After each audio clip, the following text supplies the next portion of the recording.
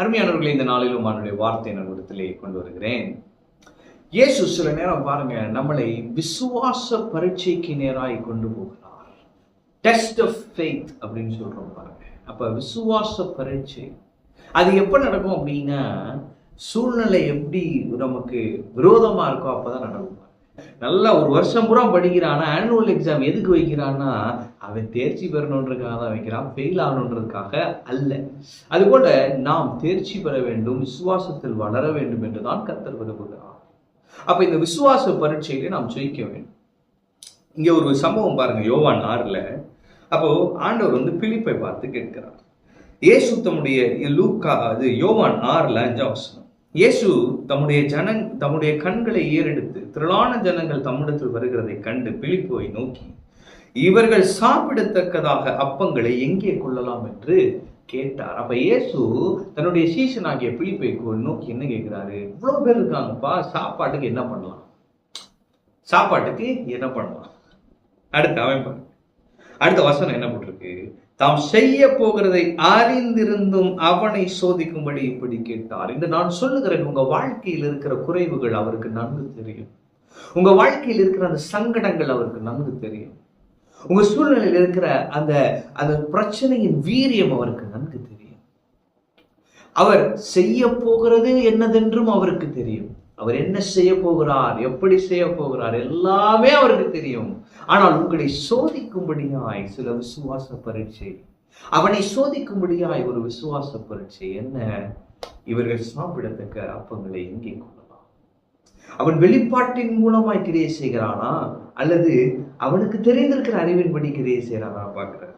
அவன் என்ன செய்யறான்? பிலிப்பு அவருக்கு பிரதித்திரமாக, இவர்கள் ஒவ்வொருவனும் கொஞ்சம் கொஞ்சம் எடுத்துக்கொண்டாலும் 200 பணத்திற்கு அப்பங்களும் இவர்களுக்கு போதாதே. அவன் லாஜிக்கா பேசுறான் பாருங்க, பிராக்டிக்கலா பேசுறான். இன்னைக்கு நிறைய பேர் பாருங்க, பிரதர் நீங்க ஃபெய்த்ல என்னன்னாலும் சொல்லலாம் பிரதர், ஆனா பிராக்டிக்கலா அப்ளை பண்ணி பாருங்க. பிராக்டிக்கலா அது வரமாட்டேங்குது, பிராக்டிக்கலா செட் ஆகாது, பிராக்டிக்கலா நடக்காது. அப்போ பிராக்டிக்கலா நடக்காதுன்னு நம்ம சொல்ல அது நடக்காது பாருங்க. இந்த விசுவாசம் எப்படின்னா, இயற்கைக்கு அப்பாற்பட்டது. சில நேரங்கள்ல லாஜிக் மைண்டுக்கும் ஃபெய்த்துக்கும் ரிலேஷன்ஷிப் இருக்காது பாருங்க. கடலின் மேல் நடக்க பேதுரு கேட்கிறார், வா என்கிறார். லாஜிக் மைண்ட் அங்க கொண்டு போனா நடக்காது. பிராக்டிக்கலா பாருங்க நாங்க சொன்னா அது நடக்காது பாருங்க. ஃபெய்த்தை கொண்டு வந்தாதான் அது நடக்கும். அவன் ஃபெய்த்ல என்ன செய்யறான்? காலையில் எடுத்து வைக்கிறான், கடலின் மேல் நடக்கிறான். அவன் அப்ப இங்கேயும் பாருங்க, இவன் பிராக்டிக்கலா சொல்றான், இவ்வளவு போதாதே அப்படின்னு. அப்பொழுது அவருடைய சீஷரில் ஒருவனும் சீமோன் பேதுருவின் சகோதரனுமாகி அந்திரேயா அவரை நோக்கி, இங்கே ஒரு பையன் இருக்கிறான், அவன் கையில் 5 வார்கோதுமை அப்பங்களும் 2 மீன்களும் உண்டு, அவனாலும் அவைகள் இத்தனை ஜனங்களுக்கு எம்மாத்திரம் என்றார். இயேசு ஜனங்களை உட்கார வையுங்கள் என்றார். அந்த இடம் மிகுந்த பசும்புல்லாயிருந்தது. பந்தியிருந்த புருஷர் ஏறக்குறைய 5000 பேராக இருந்தார்கள். இயேசு என்ன செய்கிறார்? அந்த அப்பங்களை எடுத்து ஸ்தோத்திரம் பண்ணி சீஷர்களிடத்தில் கொடுத்தார். சீஷர்கள் பந்தி இருந்தவர்களிடத்தில் கொடுத்தார்கள். அப்படியே மீன்களையும் அவர் எடுத்து அவர்களுக்கு வேண்டிய மட்டும் கொடுத்தார். அவர்கள் திருப்தி அடைந்தார்கள். ஆமாம், வெறும் 5 அப்போ 2 மீன். எப்படி லாஜிக்? சுத்தமா புரியல பிரதர். என் மாச சம்பளமே 15,000 தான், ஆனா மாச கடைசியில 5,000 மீதி இருக்கு. ஆமாம், கர்த்தர் அப்படி செய்ய போகிறார். இயற்கைக்கு அப்பாற்பட்ட காரியங்களை செய்ய போகிறார். கால்குலேட் பண்ணி பார்த்தா சுத்தமா முடியல பாருங்க. பட்ஜெட் போட்டு பார்த்தா மீதி மந்த் எண்ட்ல பாருங்க அவ்வளவு காசு மீதியா இருக்கு. கர்த்தர் கிரியை செய்வார். 5 அப்பம் 2 மீன் சாப்பிட்ட புருஷர்கள் 5000 பேர். அவர் ஒண்ணுமே செய்யல. அதை எடுத்து அப்படி மேல தூக்கி காமிச்சாரு, ஸ்தோத்திரம் பண்ணாரு, அப்படி பிட்டு கொடுக்குறாரு. அவங்க சீஷர்கள் எல்லாரும் கொடுக்குறாங்க. வசனம் ஒரு வேண்டிய மட்டும் கொடுத்தாராம். எப்படிங்க? எப்படி பாசிபிள்? நான் சொல்றேன், தீர்க்க தரிசனம் உங்க வாழ்க்கையில நீங்க சொல்ல போறீங்க. இது எப்படி பாசிபிள்னு கேட்கிற அளவுக்கு கர்த்தர் செய்ய போகிறார். ஆமென். கர்த்தர் செய்வார்.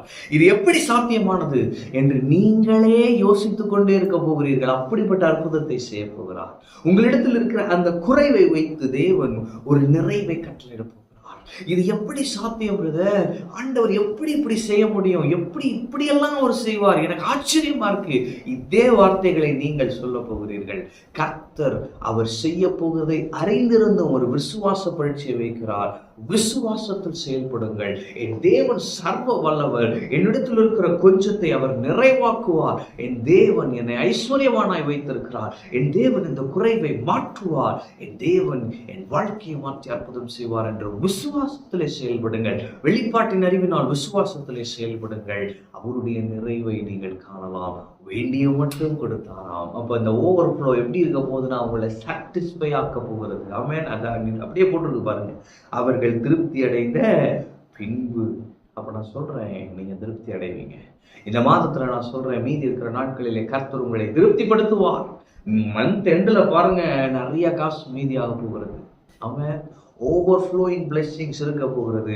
மீதியான துணிக்கைகளை சேர்த்து வைங்கள் என்றார். அப்ப அப்படிப்பட்டதான ஆசீர்வாதம் உங்களை தேடி வரப்போகிறது. அவன் அன்னைக்கு பாருங்க, ஒரு சிஸ்டர், அவங்களால ரொம்ப கொஞ்சம் பணத்தை ஒரு காணிக்கையா போடுறதுக்குள்ள அவங்க சூழ்நிலை இல்லை.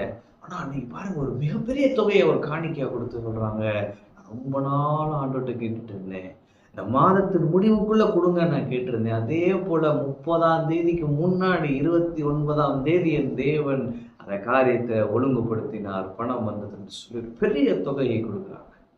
அப்ப நான் சொல்றேன், உங்க வாழ்க்கையிலே கர்த்தர் கிரியை செய்ய போகிறார். இயற்கைக்கு மாறாக, இயற்கைக்கு அப்பாற்பட்டு கிரியை செய்ய போகிறார். நீங்கள் மீதியான துணிக்கைகள் எடுப்பீர்கள், நீங்கள் திருப்தி அடைவீர்கள், இயற்கைக்கு அப்பாற்பட்ட ரீதியிலே ஒரு பெருக்கத்தை காண்பீர்கள். கர்த்தர் உங்களை ஆச்சரியப்படுத்துவார். விசுவாச பரீட்சையிலே நீங்கள் மேற்கொள்வீர்கள். கர்த்தர் உங்களை விசுவாச வீரர்களாக வைப்பார். நீங்கள் பல ஜெயங்களை எடுப்பீர்கள், பல அற்புதங்களை அனுபவிப்பீர்கள். ஆமென். கர்த்தர் உங்களோடு இருக்கிறார். கர்த்தர் உங்களை ஆசீர்வதிப்பார்.